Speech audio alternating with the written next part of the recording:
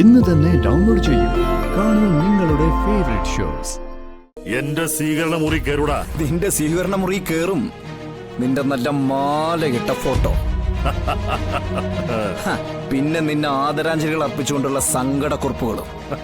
ഓഹോ, ഇന്നിവിടെ വെച്ച് തീരടാ നിന്റെ ആർക്കും വേണ്ടാത്ത ജന്മം.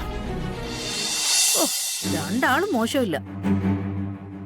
മോളെ, എന്താടി ഉണ്ടായത്? പപ്പി സ്വയം എഴുന്നേറ്റ് പോവായിരുന്നോ? അവിടെ നിൽക്കാൻ മോൾക്ക് ഒരിഷ്ടമല്ലമ്മ. എന്നും വഴക്കല്ലേ. പിന്നെങ്ങനെ അവളവിടെ നിൽക്കുന്നത്? അവള് ഇങ്ങോട്ട് തന്നെയാ വന്നത്. അതിനിടയ്ക്ക് വെച്ച ആ പ്രശ്നങ്ങളൊക്കെ നടന്നിരിക്കുന്നത്. എന്തായാലും പപ്പിയുടെ സമയം ഒന്ന് നോക്കണം. എന്തെങ്കിലും വഴിപാടുകളൊക്കെ കഴിക്കണമെന്നുണ്ടെങ്കിൽ കൃത്യമായിട്ട് നോക്കി തന്നെ ചെയ്യണം കേട്ടോ. ഇതിപ്പോ ഒരു പ്രാവശ്യമല്ല വീട് വിട്ട് ഇറങ്ങി പോകുന്നത്. അതുകൊണ്ടാ ഞാൻ പറഞ്ഞത്, പപ്പിയുടെ കാര്യത്തിൽ ഇനി ശരിക്കും ശ്രദ്ധ വേണം. ദേവി, എന്റെ കുഞ്ഞുങ്ങളെ കാത്തോളണേ. ഇവിടെ കാട്ടി കയറി കാട്ടുപന്നി മാത്രമല്ല, എടോ മതയാനെ വരെ ഞാൻ വിരട്ടി ഓടിച്ചിട്ടുണ്ട്. എനിക്കാണോ ഈ വിഷ്ണുവിനെ പോച്ച് പുറത്തേടിക്കാൻ പറ്റാത്തത്?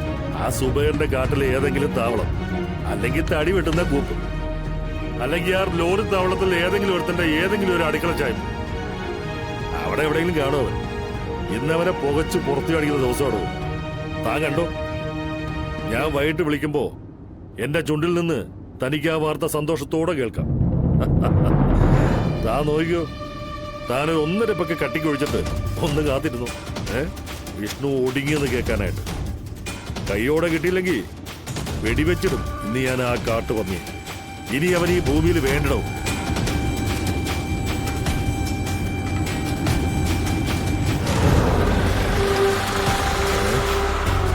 താൻ വെച്ചോ, ഒരു കുറുതരി കുറുകെ ചാടിയെന്നാ തോന്നുന്നത്.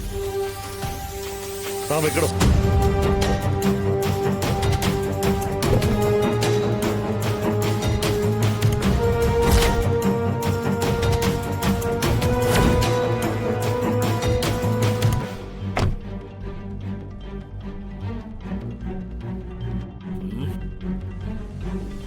ആരും ഇല്ലടാ അവിടെ.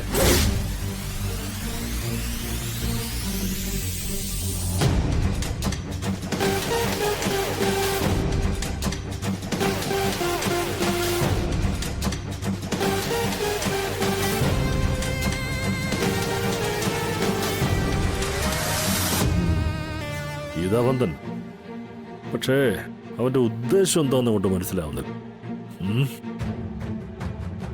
ഇവിടെ കാണുന്നില്ല.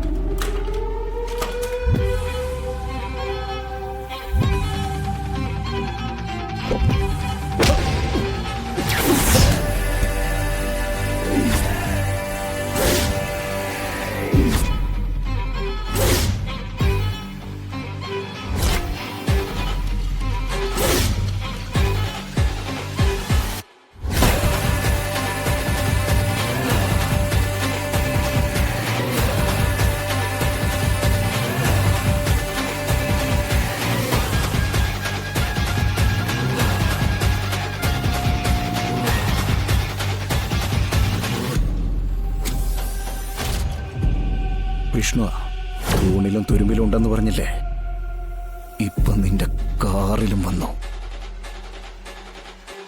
ഇനി നീ സമാധാനത്തോടെ കിടന്നുറങ്ങുന്ന നിന്റെ മണിയറയുണ്ടല്ലോ,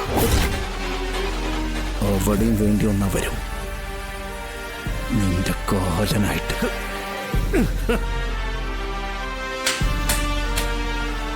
നീ ഇനി തീർന്നടാ. ഇവിടുത്തെ താഴ്വരയിലെ നല്ല നരഭോജികളായ കാട്ടുമൃഗങ്ങളുണ്ടെന്നാ കേട്ടത്. അവർക്കൊക്കെ നീ ഇന്ന് തീറ്റയാ. ഈ തീറ്റ കൊടുക്കുമ്പോഴേ വയറ് നിറച്ചു കൊടുക്കണമെന്നാ പറയുന്നത്. കേട്ടിട്ടില്ലേ? അന്നദാനം മഹാദാനം. അങ്ങനെ നോക്കുമ്പോ എന്നേക്കാൾ കൂടുതൽ ഇറച്ചി ഈ ശരീരത്തിലെ ഉള്ളത്. സർക്കാർ മുതൽ കൈയിട്ട് വാരി ചേർത്ത തടിയല്ലേ. കാട്ടുമൃഗങ്ങൾ വീതിച്ചെടുക്കുമ്പോ ഇതിലുള്ള പാപക്കറിയൊക്കെ അങ്ങ് കഴുകി പൊക്കോളും. ഒന്ന് തിരിഞ്ഞു നോക്കിയ തൊട്ടപ്പുറത്ത് അതിവിശാലമായ കൊക്കയാ. അമ്മയെന്ന് വിളിക്കാൻ നാവ് പൊന്തുന്നതിന് മുമ്പ് പണി തീരും. ഇടാ ആ തട്ടെ എനിക്കും തട്ടാലോ. ആരുടെ നാവാ പൊങ്ങാത്തേന്ന് നമുക്കൊന്ന് നോക്കുകയും ചെയ്യാം. നമ്മൾ രണ്ടുപേരിൽ ഒരാളെ ഇന്ന് ഈ കാലം കുന്നിൻ്റെ ഉള്ളിൽ നിന്ന് പുറത്തു പോകും. ഒന്ന് വിളിച്ചാ കേൾക്കുന്ന ദൂരത്ത് നമുക്ക് രണ്ടുപേർക്ക് മുന്നിൽ മരണമുണ്ട്. ഇനി പറ,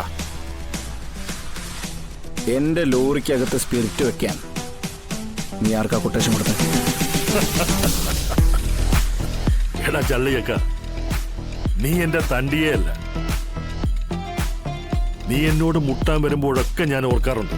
വെറുതെ കൂമ്പ് വാടി പെടുമരണം വാങ്ങിച്ച് കൂട്ടാൻ ഓടി നടക്കുന്നവന്റെ മുമ്പിൽ എന്തിനാ എന്റെ എനർജി കളയുന്നതെന്ന്. അതുകൊണ്ട് തന്നെയാടാ പലപ്പോഴും നിന്നെ ഞാൻ വെറുതെ വിട്ടതും നീ ഇപ്പോ ഇങ്ങനെ ആളായി എന്റെ മുമ്പിൽ വന്ന് നിൽക്കുന്നത്. നീ ചോദിച്ച സ്ഥിതിക്ക് ഞാനങ്ങ് പറയാം, ചെയ്തത് ഞാൻ തന്നെയാടാ.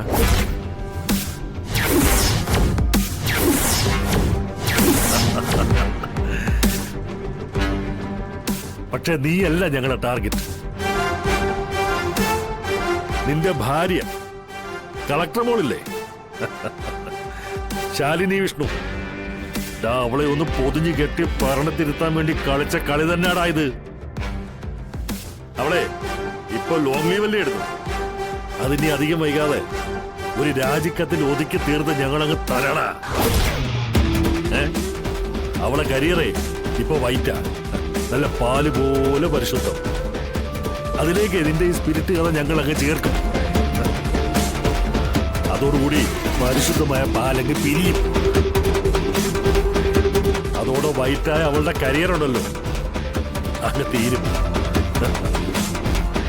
അതോടെ ഈ വർഷത്തെ പോലീസ് മെഡല് എന്റെ സ്വീകരണ മുറി കയറൂടാ. നിന്റെ സ്വീകരണ മുറി കയറും നിന്റെ നല്ല മാലയിട്ട ഫോട്ടോ. പിന്നെ നിന്നെ ആദരാഞ്ജലികൾ അർപ്പിച്ചുകൊണ്ടുള്ള സങ്കടക്കുറിപ്പുകളും. ഓഹോ, ഇന്നിവിടെ വെച്ച് തീരടാ നിന്റെ ആർക്കും വേണ്ടാത്ത ജന്മം.